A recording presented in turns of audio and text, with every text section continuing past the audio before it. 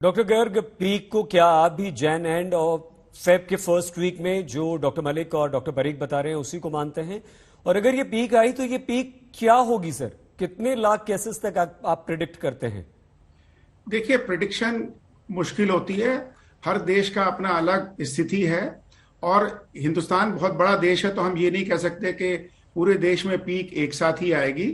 दिल्ली और बॉम्बे में जिस हिसाब से केसेस बढ़ रहे हैं, हो सकता है कि दिल्ली और मुंबई में थोड़ा पीक जल्दी आ जाए और थोड़े दूसरे क्षेत्रों में पीक जो है लेट आ सकती है। तो अगर आप ओवरऑल देखेंगे तो शायद फरवरी के शुरू में पीक होना चाहिए पूरे देश के लिए, लेकिन दिल्ली और मुंबई में शायद थोड़ा पहले आ सकती है। सर, बट इसका मैं समझता हूं बहुत रेलिवेंस नहीं है। रेलिवेंस इस बात का है कि आज से ही अगर हम प्रिकॉशन पूरी लें तो क्या हम उस पीक को थोड़ा कम कर सकते हैं। बिल्कुल। ये पीक को कम करना बहुत जरूरी है। और दूसरी चीज ये है कि जो पिछली बार हमने देखा जब इतने सारे केसेस बढ़ रहे थे और हर तरह के केसेस देखे गए, लोगों ने तरह तरह की दवाइयां ली। किसी ने, कोई कह रहा मैं अमेरिका से मंगवा रहा हूं, कोई इंग्लैंड से मंगवा रहा है, और बहुत ज्यादा कंफ्यूजन की स्थिति थी। आज हम बहुत बेटर प्रिपेयर्ड हैं ट्रीटमेंट के मामले में। हमें सब मालूम है कि क्या नहीं करना चाहिए। What not to do is more important than what is to be done, because लोग तरह तरह की बातें करते हैं ट्रीटमेंट के पॉइंट ऑफ व्यू से।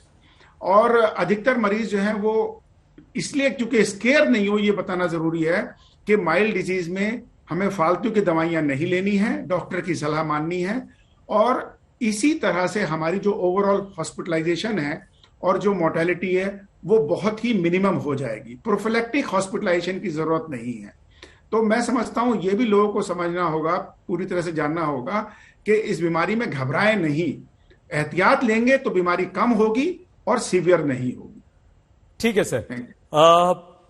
डॉक्टर संबित आतिशी जी, क्योंकि हम जिस ऑर्डर में चल रहे थे, आप दोनों का नंबर है, लेकिन आज आपसे थोड़ी सी क्षमा के साथ तीन डॉक्टर्स के, अगर हालांकि डॉक्टर संबित आप खुद डॉक्टर हैं, लेकिन तीन प्रैक्टिशनर जो हमारे साथ इस वक्त हैं, अगर हम उन लोगों से बात कर लें तो बेहतर होगा। डॉक्टर मलिक, मान लीजिए हमें ओमिक्रॉन हो जाता है आज और हम ठीक हो जाते हैं हफ्ते भर, 8 दिन, 10 दिन बाद, तो हमें दोबारा होने की कितनी संभावना है?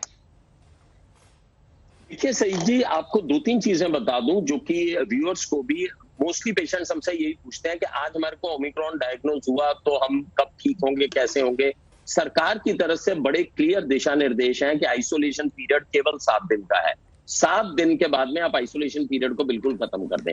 जहां तक दोबारा होने का तल्लक है, उसके अंदर ये निर्भर करता है कि और कोई वेरिएंट कब आता है। जनरली एक बीमारी जो एक वेरिएंट आ जाता है उसके दोबारा होने के चांसेस कम रहते हैं, और खासकर कि अगर आपने वैक्सीनेशन वगैरह सब ले रखी हैं। सही चीज सबको मालूम है कि हमें मास्क पहनना चाहिए, सोशल डिस्टेंसिंग रखनी चाहिए, सब कुछ है। एक जो चीज जिसके ऊपर मैं दोबारा स्ट्रेस करना चाहूंगा वो ये है कि हमें अपने शरीर को स्वस्थ रखना चाहिए। खुदा नहीं खास्ता ये बीमारी हमारे ऊपर आ जाती है तो जो भी डायबिटिक है, हाइपरटेंसिव है, हार्ट की डिजीज है, अपनी बीमारियों को कंट्रोल में रखें, अपनी डाइट का ध्यान रखें, अपने वेट का ध्यान रखें। ओबेसिटी के अंदर मोर्टेलिटी जो है वो 7 टाइम्स ज्यादा देखी गई है जो मॉर्बिडली ओबीस है, जो बहुत मोटे लोग हैं। तो मैं ये भी कहना चाहूंगा कि अपने शरीर को हमें बचा के रखना है, सारी एहतियात बरतनी है। लेकिन एक बार अगर बीमारी हो जाती है, आप पूरे अच्छे से वैक्सीनेटेड है, दोबारा होने के चांसेस आपको काफी कम रहते हैं।